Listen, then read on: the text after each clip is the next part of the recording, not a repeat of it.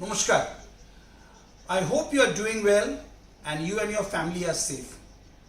Today, the whole world seems to be on a single point agenda 24/7.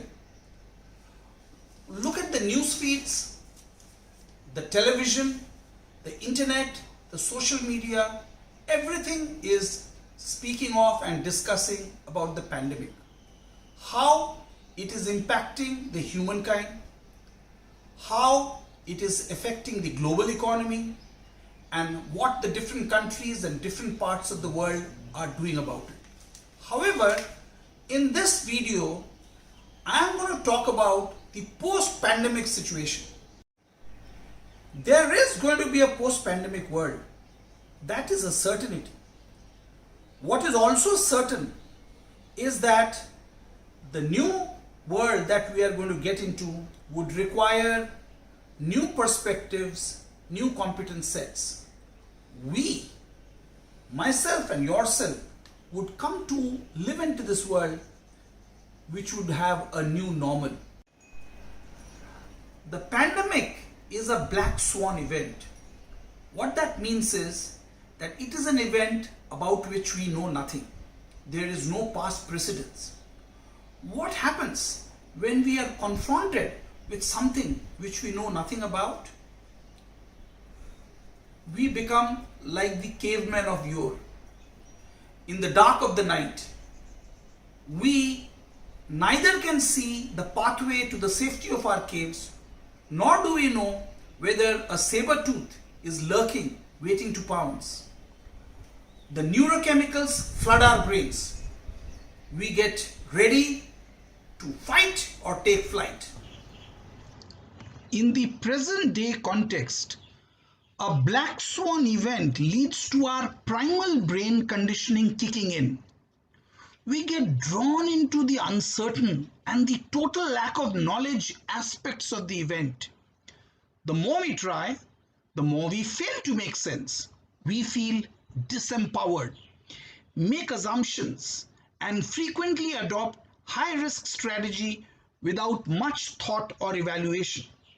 When we fail, we are quick to blame the volatility, uncertainty, complexity, and ambiguity inherent in the VUCA environment. In short, we get disrupted. Why do we get disrupted? Because we keep on trying to predict what would happen in the future. We keep on working with probabilities. But since a black swan event has no precedence, allowing no experience from our past to guide us, we fail. In a post-pandemic world, we need to do a shift. We need to shift into a mindset of possibilities. I invite you to do this practice for just 1 hour a week. During this hour, unplug yourself from the present. Unplug from all your existing challenges and apprehensions which you are facing at this point in time. Unplug from your inherent belief system which is telling you that once things normalize, you would go back to how things were in the past. This is where the fallacy lies, and you need to be aware of that. Then, plug yourself into the future. How do you do that? You do that by establishing hard trends about which you have significant certainty and do know some of the facts. So you start making 3 lists.